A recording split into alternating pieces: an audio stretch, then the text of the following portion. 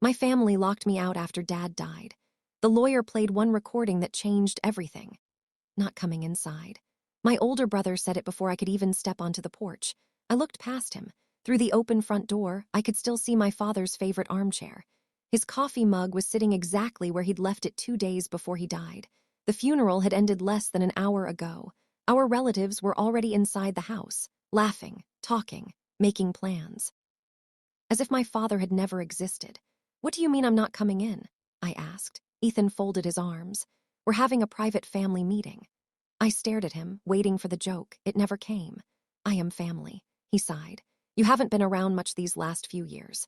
That almost made me laugh. For the last 3 years, I had been working 12-hour shifts nearly every day to help pay my father's medical bills. The same bills neither Ethan nor my sister Olivia had ever offered to help with. "I came every weekend," I said quietly. "Only because Dad asked you to." The words hit harder than I expected. Before I could answer, my Aunt Karen stepped onto the porch. She looked uncomfortable. "Daniel," she lowered her voice. "Maybe today isn't the day." I looked past her into the living room. My father's photographs were already stacked on the dining table. Someone had started placing colored stickers on the furniture, red, blue, green. They weren't mourning him. They were dividing his life. My father hadn't even been gone for 3 hours. At that moment, I realized something. I wasn't standing outside because there wasn't enough room inside. I was standing outside because someone had already decided I no longer belonged. My name is Daniel Brooks. I'm 32 years old, and everything I'm about to tell you happened during the longest week of my life. If you've ever discovered that the people sharing your last name cared more about an inheritance than about the person they lost, stay with me. Because what happened 6 days later inside a lawyer's office changed my family forever. My father, Richard Brooks, spent 38 years as a firefighter. He wasn't famous. He wasn't rich. But in our town, everyone knew him. He was the kind of man who stopped to help strangers change a flat tire, who remembered every birthday without needing a reminder, who believed promises mattered more than money. After my mother died, he raised the three of us alone. He worked double shifts. He missed vacations. He sold his classic pickup truck to help pay for Ethan's college tuition. When Olivia wanted to open a bakery, Dad emptied nearly half of his retirement savings to help her get started. He never asked for anything in return. When he was diagnosed with heart failure 4 years ago, everything changed. The doctor told him to slow down. He smiled and said, "I'll rest when my kids don't need me anymore." He never got that chance. Ethan visited maybe once every 2 months. Olivia usually stopped by on holidays. I was the one who drove Dad to every appointment, every blood test, every specialist, every emergency room visit, not because I was a better son, because I happened to live 40 minutes away while everyone else always had another excuse. Dad never complained, not once. But sometimes, late at night, he'd sit on the back porch and ask me questions that stayed with me. "Do you think people remember how someone lived? Or only what they leave behind?" Back then, I thought he was talking about death. Now I know. He was preparing me for what came after it. Part 2. The morning after the funeral, my phone rang at 7:14 a.m. It was my father's next-door neighbor, Mrs. Henderson. She had lived beside us for almost 30 years. "Daniel," she said softly, "you should come over." "Why?" "They're cleaning out your father's garage." I looked at the clock. It hadn't even been 24 hours since we buried him. I drove there as fast as I could. The garage door was wide open. Cardboard boxes covered the driveway, Dad's fishing gear, his old uniforms, his tools. Everything was being sorted into piles. Keep, sell, donate, trash. Ethan looked up when he saw me. "We're saving everyone time. My father's been gone one day. Doesn't need this stuff anymore." I picked up Dad's old leather toolbox. The handle was worn smooth from decades of work. Every scratch on that box had a story. "You can't just throw this away." Olivia shrugged. "It's junk." Junk. That toolbox had repaired half the houses on our street. Dad carried it into burning buildings after storms to help families rebuild to them. It was junk. Before I could say another word, a pickup truck backed into the driveway. 2 men stepped out. One of them walked straight toward Ethan. "Richard's son?" "Yeah, we're here for the motorcycle." I stared at my brother. "You already sold it." He didn't even look embarrassed. Dad wasn't riding anymore. Motorcycle had belonged to Grandpa before Dad inherited it. He used to tell me, "One day it'll stay in the family." Now it was being sold to strangers. Mrs. Henderson quietly walked over to me. She pressed a small brass key into my hand. "Your father asked me to give you this." I looked at it. It was old, heavy. There was no label. "When?" "About 6 months ago." "What did he say?" She smiled sadly. "He told me." My children ever start fighting over what I leave behind, Daniel will know what this opens. Before I could ask another question, a black sedan pulled into the driveway. A man in a gray suit stepped out. Daniel Brooks. Yes, my name is Richard Collins. He handed each of us an envelope. I'm the attorney handling your father's estate. Ethan smiled. Good, let's finally get this over with. Lawyer looked directly at him. I'm afraid it won't be that simple. He paused. Your father left very specific instructions. According to those instructions, none of his assets can be distributed until every one of you hears something he wanted to say himself. The driveway fell silent. Then the lawyer added one sentence none of us expected. He recorded it 3 weeks before he died. The first time since the funeral.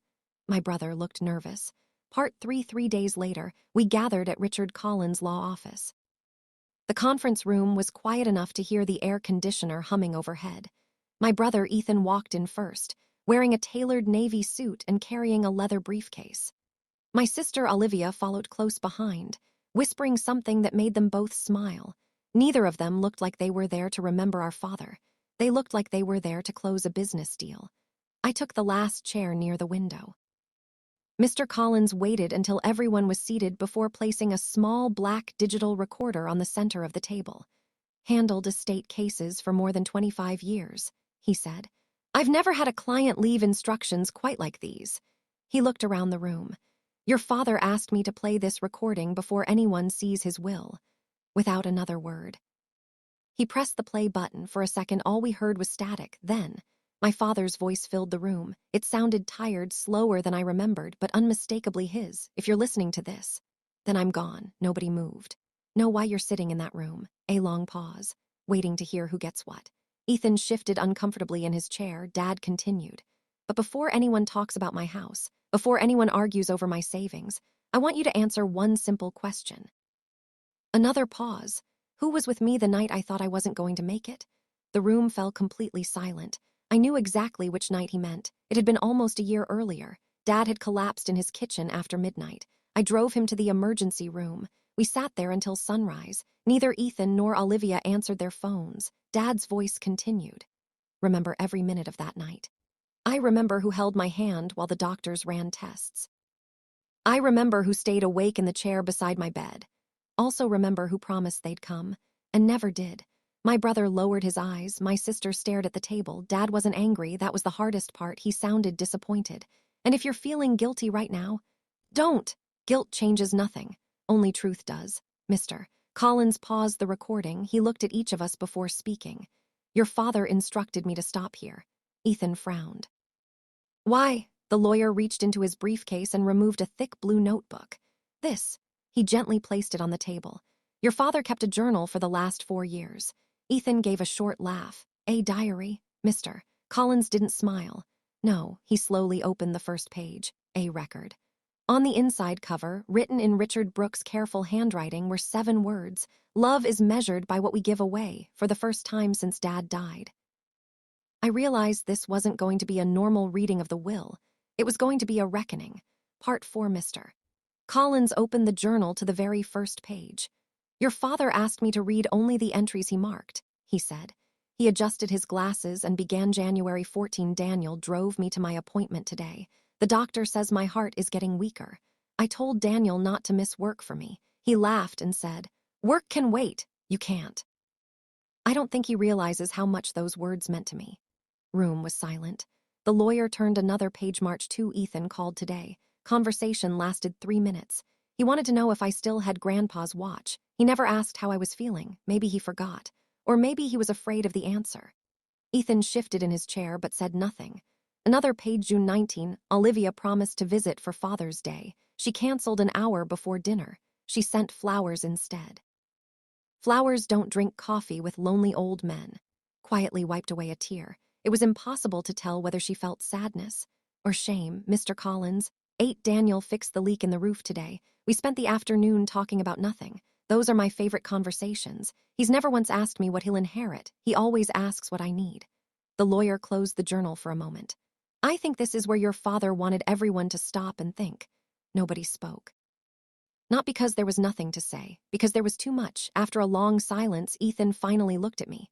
I didn't know. I met his eyes. You never asked. The words hung in the room, then Mr. Collins reached into another folder. There's one final item. He carefully placed a sealed envelope on the table. Across the front, in my father's handwriting, were the words, "Open this only after they hear the truth." My heartbeat quickened. Whatever was inside that envelope. Dad had believed it was more important than the house, more important than the money, more important than the will itself. Part 5, the final letter, Mr. Collins picked up the envelope and looked at each of us before breaking the seal. "This," he said quietly, "is the last thing your father ever wrote." Room was completely silent. He unfolded the letter. "My children, if you've made it this far, then you've already heard enough to know that this isn't really about my house. It never was. A house is just wood, nails, and memories. Money disappears, cars rust, furniture gets replaced. The only thing people remember is how you made them feel. I know some of you will be disappointed with the decisions I've made. That's all right. I've had 4 years to make peace with them. You've only had a few minutes. If you're angry, don't be angry with Daniel. He never asked me for a single dollar. He never asked for this house. He never once asked what he would inherit. He only asked if I had taken my medicine. If I had eaten lunch. If I wanted company. You cannot measure love by blood. You measure it by presence, by sacrifice, by ordinary Tuesdays that nobody else remembers. That's why my home belongs to Daniel, not because he is my favorite, because he was faithful when nobody was watching. Mr. Collins looked up. No one moved. He continued reading. There is one last request. If my children truly want to honor me, don't fight over what I leave behind. Fight to become the kind of people who would have made this letter unnecessary. Forgive each other if you can. Call each other while you still have time. Visit more often. Say I love you before funerals instead of after them. Life is shorter than any of us believe. And one final thing, Daniel. In the bottom drawer of my workbench, you'll find Grandpa's old watch. I never sold it. I was saving it for the person who understood that time is life's greatest gift. Wear it well. Love, Dad." The lawyer folded the letter. No one spoke. Ethan slowly stood up. For a moment, I thought he was going to argue. Instead, he walked over to me. "I spent years believing success meant making more money than Dad ever did," he said quietly. I never realized he measured success completely differently. He reached out his hand. "I can't change the past." I looked at him for a long moment. Then I shook it, not because everything was suddenly fixed, but because Dad deserved at least one ending that wasn't built on resentment. 2 weeks later, I opened the bottom drawer of Dad's old workbench. Exactly where he said it would be was Grandpa's silver pocket watch. Inside the cover was a tiny inscription I'd never noticed before. "Richest person is the one who gives away the most time." I still carry that watch with me, not because it's valuable, because every time I look at it, it reminds me that the greatest inheritance my father left wasn't a house. It was the example of how to love people while they're still here. So let me ask you this. If someone wrote a letter about your life today, what would it say? Would it talk about what you owned? Or about who you showed up for? If this story meant something to you, leave a comment below. And if you believe time is the greatest gift we can give another person, subscribe for more original family stories every week.